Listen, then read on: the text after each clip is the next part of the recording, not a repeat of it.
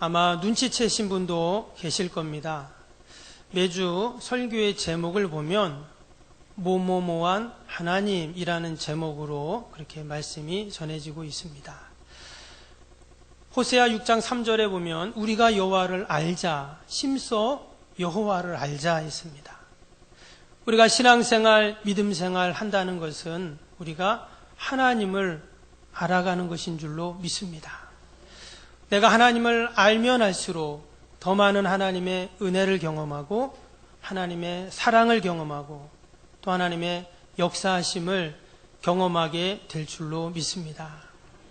오늘은 우리를 위하시는 하나님이라는 제목으로 함께 말씀을 전하고 은혜를 나누겠습니다. 몇 년 전에 전 세계에 가장 뜨거웠던 영상이 하나 있었습니다. 그것은 바로 중증 장애를 가진 아들과 그의 아버지가 무려 6,000km나 되는 미국 대륙을 횡단한 영상입니다. 그 제목이 멈추지 않는 질주라는 영상이었는데요. 아마 여러분들이 인터넷이나 유튜브를 치시면 거기에 그 영상이 이렇게 올려져 있을 것입니다. 일반인들도 하기 어렵다고 하는 그러한 일을 그 중증 장애를 가진 아들 릭과 또 그의 아버지인 딕이라는 분이 함께 이루어낸 그러한 일입니다. 이 아들은 태어나면서부터 뇌성마비에 경련성 전신마비를 가지고 태어난 그러한 아이입니다. 목에 탯줄이 감겨서 뇌에 산소 공급이 중단되면서 태어난 지 8개월 만에 의사들은 식물인간이 될 것이다 이렇게 진단을 했습니다. 그러나 아버지 딕은 아들을 극진히 간호하게 됩니다. 그러나 결국은 움직이지 않고 말조차 할 수 없는 그런 중증 장애아로 살아가게 됩니다. 이후로 컴퓨터로 이제 의사소통을 할 수 있게 되는데요. 가장 먼저 한 말이 뭐냐면 아버지, 어머니였다고 합니다. 그리고 나서 한 말이 있는데 이게 뭐냐면 달리고 싶다 이런 말을 한 거예요. 온몸을 꼼짝 못하니까 달리고 싶다 이런 얘기를 한 거예요. 그래서 이 아들의 한 가지 소원, 자신도 남들처럼 달리고 싶은 그 소원을 이루어주기 위해서 아버지는 직장도 그만두고 아들과 함께 달리기를 시작합니다. 처음에는 휠체어를 밀면서 이제 동네를 한 바퀴씩 돕니다. 그러다가 15살이 되었을 때 8km 자선 마라톤 대회에 출전합니다. 당연히 아들은 움직일 수 없기 때문에 아버지가 아예 휠체어를 밀고 그렇게 달리게 되죠. 사람들은 다 힘들고 불가능할 것이다 했지만 완주를 하게 됩니다.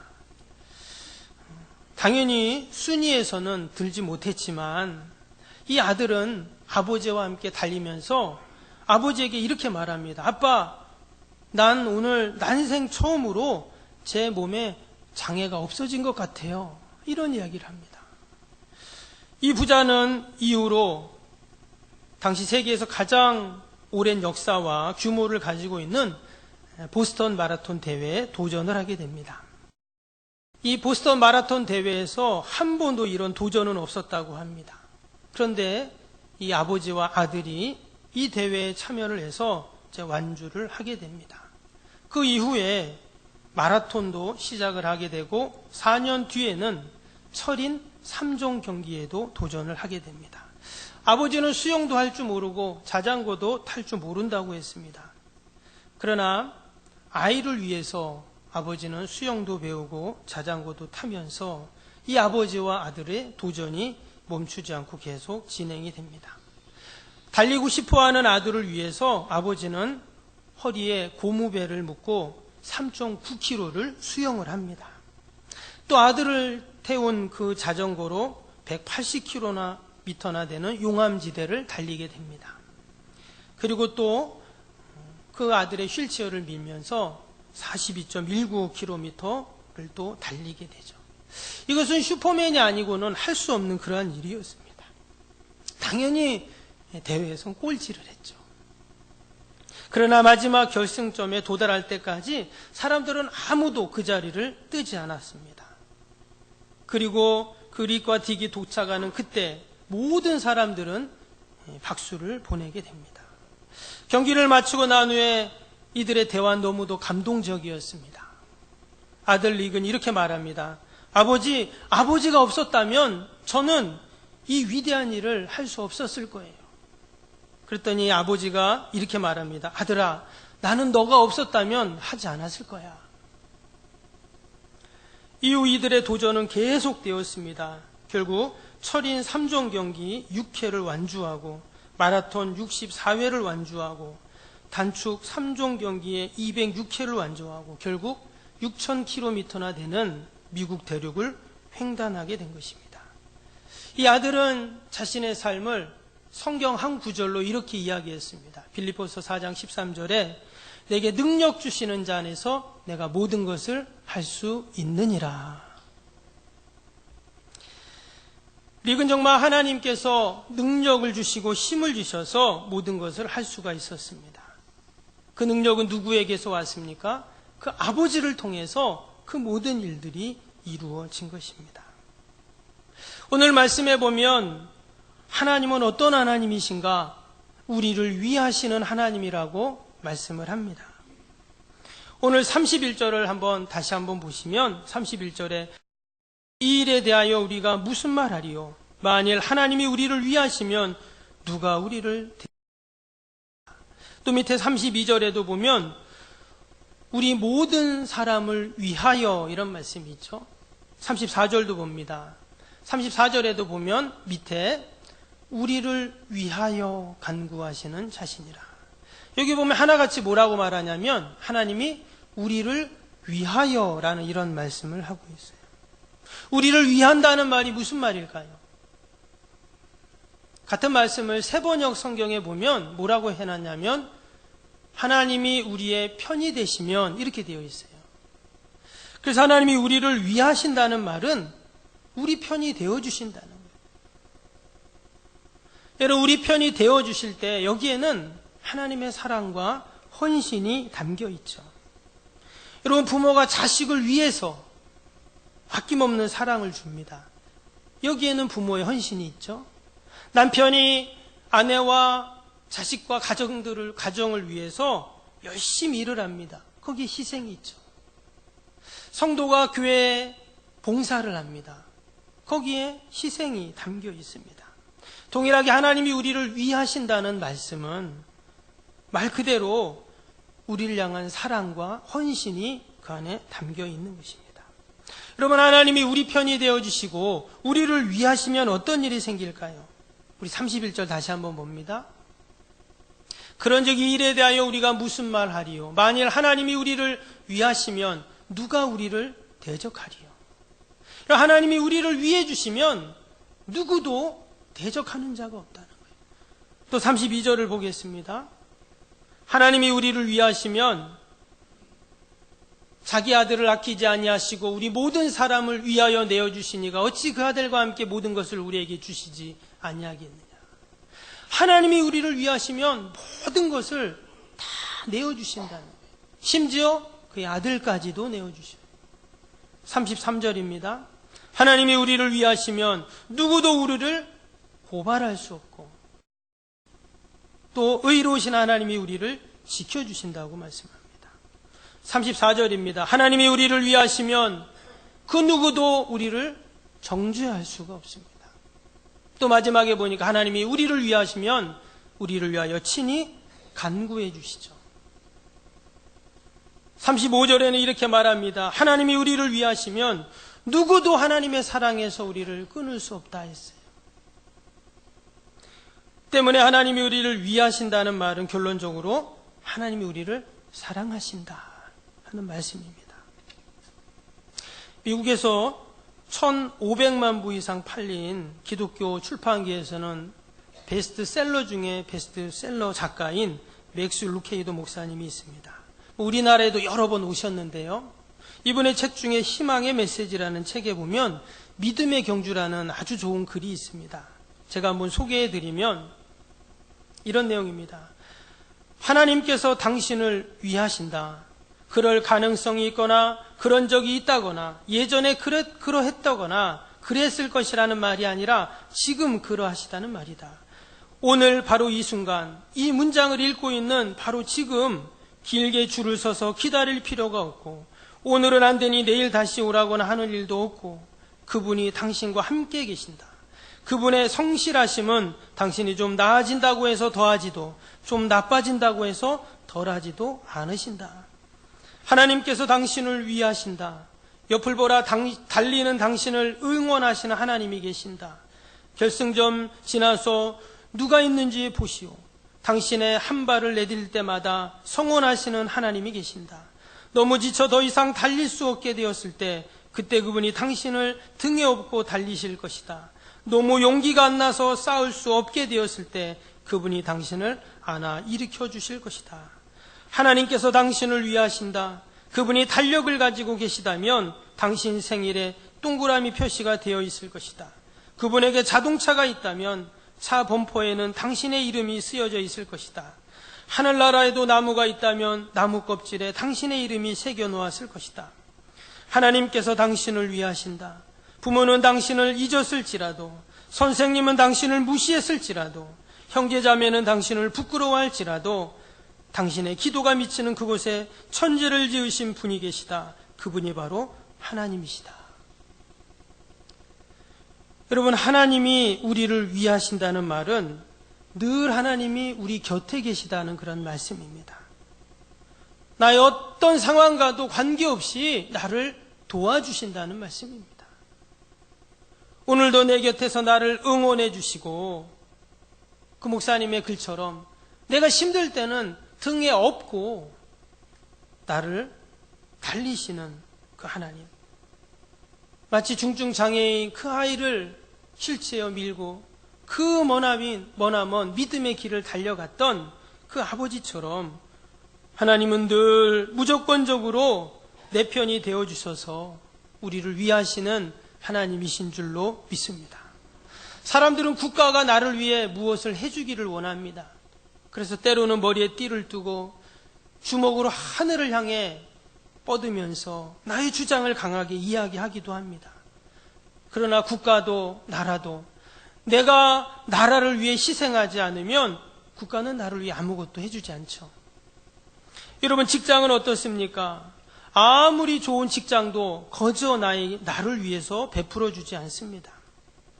우리가 무엇인가 직장에 유익을 끼쳐야만, 직원은 월급 이상의 일을 해줘야 직장도 직원에게 월급을 주는 법입니다. 직장에서 내가 충성을 다해야 직장도 나를 위해 무엇을 해주죠.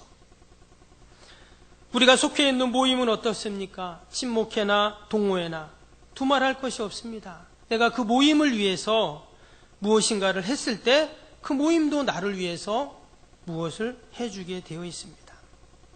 때문에 사람들은 늘 목말라하고 갈증을 느낍니다. 이 사람 저 사람을 만나보지만 온전히 나를 위해서 무엇을 해주는 사람이 없습니다. 때로는 형식적으로 말로만 위해 주는 것이죠. 뒤로는 자신들의 유익을 다 계산을 하고 있습니다. 때문에 세상 누구도 온전히 나를 위하는 사람은 없는 것입니다. 그러나 하나님은 어떠십니까? 하나님께서는 다르죠. 하나님은 나를 위하시는 분입니다. 무조건 나를 위해 주십니다. 하나님이 얼마나 나를 위하시는지 오늘 32절 다시 봅니다. 32절에 자기 아들을 아끼지 아니하시고 우리 모든 사람을 위하여 내어주시니까 어찌 그 아들과 함께 모든 것을 우리에게 주시지 아니하겠느냐. 여러분, 하나님이 우리를 위하여서 무엇을 주셨습니까? 자신의 아들을 우리에게 주셨습니다.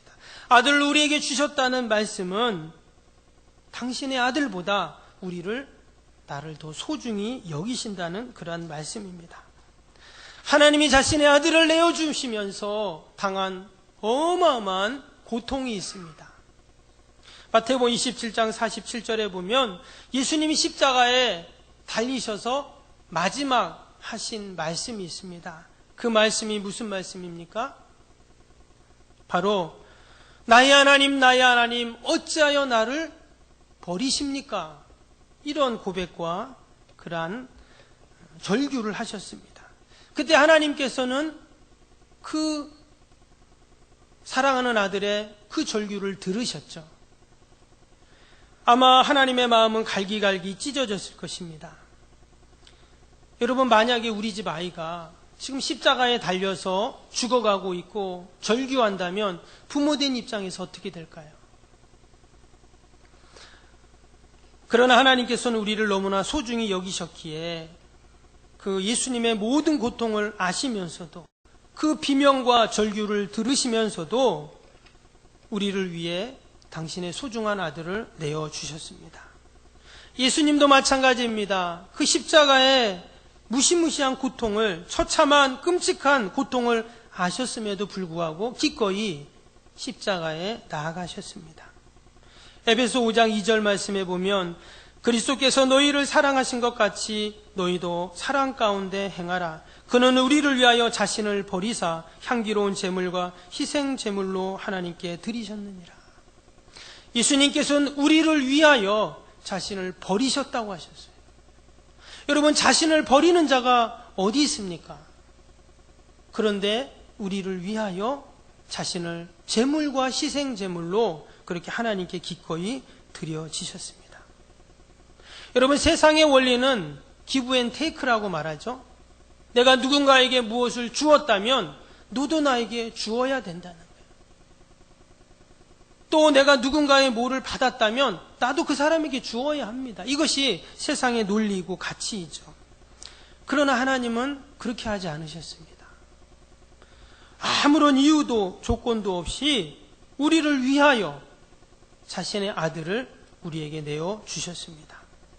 다른 사람들은 다른 사람들에게 무엇을 줄 때 나에게 가장 좋은 것은 다 남겨두고 주는 법입니다. 그런데 하나님은 그렇게 하지 않으셨어요. 하나님께서는 너무나 좋은 것, 너무나 귀한 것을 우리에게 내어주셨습니다. 우리가 한 일은 무엇입니까? 죄를 진 것밖에 없습니다. 그런데도 하나님은 우리를 위하여 자신의 하나밖에 없는 귀한 아들을 내어주셨습니다. 로마서 5장 8절에는 우리가 아직 죄인 되었을 때 그리스도께서 우리를 위하여 죽으심으로 하나님께서 우리에 대한 사랑을 확증하셨느니라 했습니다. 여기에 보면 예수님께서 우리를 위하여 죽으신 시점이 언제일까요? 우리가 아직 죄인 되었을 때라고 말씀합니다. 우리가 아직 죄인이었을 때, 의인이 되고 거룩하고 하나님이 자신의 아들을 내어줄 정도로, 비교할 정도로 그렇게 같이 있을 때 우리를 위하여 예수님이 십자가에 달리신 것이 아니라 우리가 아직 죄인일 때 그런 일을 행하셨다고 하는 것입니다.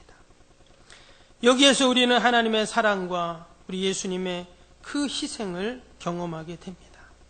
예수님이 우리의 죄 때문에 그 모진 고통을 당하시고 등에 채찍을 맞으시고 그 패인 등에서 붉은 피가 골짜기처럼 흘러내리고 머리에는 굵은 가시관을 쓰셔서 그 찔린 곳마다 붉은 피가 흘러내리며 그 고통의 십자가를 지고 골고다를 힘겹게 오르셨습니다. 그리고 마지막 남은 힘을 다해서 하신 말씀이 나의 하나님 어찌하여 나를 버리십니까? 그러나 하나님은 그런 아들의 절규에도 아무런 대답을 하지 않으시고 고개를 돌리셨습니다. 왜 하나님은 자신의 아들의 그 십자가의 고통 속에서도 외면하고 계셨을까요? 오직 우리를 위해서라고 말씀을 하고 있습니다. 나를 위해서 그 아들의 그 모든 눈물과 그 모든 고통과 아픔을 다 견디셨다는 거예요. 때문에 은혜는 늘 하나님의 사랑을 생각하고 그 십자가의 사랑을 생각할 때마다 감사하고 감격하고 또 오직 하나님께만 영광 돌리는 우리의 삶이 되어야 할 줄로 믿습니다. 어떤 신학자가 십자가와 관련되어 이런 말을 합니다. 십자가를 생각하며 아무런 느낌이 없는 자는 이미 타락한 자다 했어요. 십자가를 생각하는데 아무런 느낌이 없다. 이미 타락한 자예요. 그만큼 십자가 안에는 우리를 향하신 그 무한한 사랑과 측량할 수 없는 그 하나님의 은혜가 담겨 있는 줄로 믿습니다. 내가 감당해야 할 그 죄값을 예수님이 대신 감당하시고, 내가 받아야 할 형벌을 예수님이 대신 받으시고, 내가 던져져야 할 그 불구덩이에 예수님이 직접 들어가신 것이죠. 때문에 십자가는 단순한 희생과 죽음의 상징만이 아닙니다. 마치 하나님이 우리를 위하시면 우리를 대적할 자가 없는 것처럼 우리를 위하여 주신 그 십자가의 사랑은 모든 것을 이기게 하는 능력이 그 안에 담겨 있습니다. 오늘 31절 다시 봅니다. 31절 보시면, 그런즉 이 일에 대하여 우리가 무슨 말하리요? 만일 하나님이 우리를 위하시면 누가 우리를 대적하리요? 또 37절에도 나오죠. 그러나 이 모든 일에 우리를 사랑하시는 이로 말미암아 우리가 넉넉히 이기느니라. 출애굽기 14장에 보면 홍해 앞에 있는 이스라엘 백성들이 나옵니다. 무려 430년 동안 애굽에서 종살이하던 그들이 하나님의 은혜로 출애굽을 하게 되었습니다. 그러나 그들이 출애굽하자마자 그들을 가로막는 것은 바로 시퍼런 홍해 바다였습니다.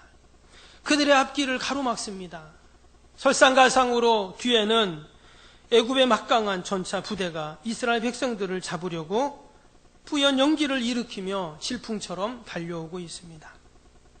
이제 이스라엘 백성들은 도간에 든 쥐가 되었어요. 마치 그들의 목숨은 바람 앞에 촛불과도 같습니다. 어디를 보아도 구원의 여망이 없습니다. 백성들은 하나같이 이렇게 말합니다. 이제 우리가 죽게 되었구나. 이제 우리가 죽게 되었구나. 여러분, 우리가 살아가면서 이럴 때가 없습니까? 야, 이제 다 끝났구나. 이제 다 망했구나. 이제 죽게 되었구나. 이제 더 이상 할 수가 없구나. 나도 모르게 이러한 고백과 탄식이 나올 때가 있습니다. 여러분, 그때 하나님께서 모세를 통해 이렇게 말씀합니다. 출애굽기 14장 13절 14절에 보면, 모세가 백성에게 이르되 너희는 두려워하지 말고 가만히 서서 여호와께서 오늘 너희를 위하여 행하시는 구원을 보라. 너희가 오늘 본 애굽 사람을 영원히 다시 보지 아니하리라. 여호와께서 너희를 위하여 싸우시리니 너희는 가만히 있을지니라. 하나님께서 이스라엘 백성들을 위해 친히 싸워주시겠다, 이렇게 말씀합니다. 그러면 잠시 후에 어떤 일이 일어납니까? 하나님께서 큰 동풍을 일으키셔서 그 홍해 바다를 가르십니다. 그리고는 바다에 길을 내어 주셨습니다. 이어지는 19절 20절에 이런 말씀이 나옵니다. 이스라엘 진 앞에 가던 하나님의 사자가 그들의 뒤로 옮겨가며 구름 기둥도 앞에서 그 뒤로 옮겨 이 애굽진과 이스라엘진 사이에 이르러 서니 저쪽에는 구름과 흑암이 있고 이쪽에는 밤이 밝음으로 밤새도록 저쪽이 이쪽으로 가까이 못하였더라. 지금 이 상황이 어떤 상황이냐면 바다가 쫙 갈라졌습니다. 그리고 길이 나타났어요. 온 이스라엘 백성들이 그 길로 홍해 바다를 건넙니다. 그런데 뒤쫓아오는 애국 군대가 바로 그들의 코앞까지 다가왔습니다. 근데 하나님이 어떻게 하셨냐면 앞에 가던 구름 기둥으로 뒤로 옮기십니다. 그러면서 이스라엘 백성들이 다 건너갈 때까지 애국 군대가 범하지 못하게 막아주시는 거예요. 그런데 그거와 함께 오늘 말씀해 보면 그 19절에 뭐라 그랬냐면 이스라엘 진 앞에 가던 하나님의 사자가 그들의 뒤로 옮겨갔다, 이런 말씀이 나와요. 구름 기둥뿐만 아니라 하나님의 사자, 하나님이 보내신 주의 영이죠. 그 영이 그들을 이끌고 가다가 애국 군대가 쫓아오니까 그 하나님의 사자가 뒤로 갑니다. 그래서 그 구름 기둥과 함께 이 하나님의 사자가 이스라엘 백성들을 딱 지켜주는 거예요. 절대 그 애국 군대가 이스라엘 백성들을 죽이지 못하고 범하지 못하도록 온몸으로 하나님의 사자가 지켜줘요. 그리고는 그 홍해 바다가 다 건너갈 때까지 이 하나님의 사자가 애국 군대를 다 막고 있는 것입니다. 여러분, 이처럼 하나님은 우리를 위해서 모든 어둠의 세력들을 친히 막아주시고 우리가 우리의 홍해 바다를 건너게 하시는 하나님이신 줄로 믿습니다. 여러분, 하나님의 사랑의 정도와 깊이가 어느 정도일까요? 오늘 35절 다시 한번 보겠습니다. 35절에 보니까 누가 우리를 그리스도의 사랑에서 끊으리요? 환난이나 공고나 박해나 기근이나 척신이나 위험이나 가리랴. 세상의 어떤 것도 우리를 향한 그 하나님의 사랑에서 끊을 수 없다라고 그렇게 말씀합니다.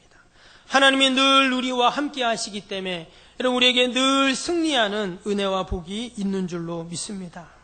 우리가 한 주간을 살아가면서도 때때로 우리 앞을 가로막는 홍해바다가 있습니다. 우리를 죽이려고 덤벼오는 애굽의 군대가 있습니다. 그러나 하나님이 늘 우리를 위하시기에 우리를 위해 자신의 하나밖에 없는 아들까지 내어주신 그 하나님께서 모든 것을 내어주실 뿐만 아니라 우리를 지켜주시고 도와주실 줄로 믿습니다. 우리를 위하시는 그 하나님의 사랑을 잊지 않고 한 주간도 믿음으로 승리하는 저와 여러분이 다 되시기를 주님의 이름으로 축원합니다.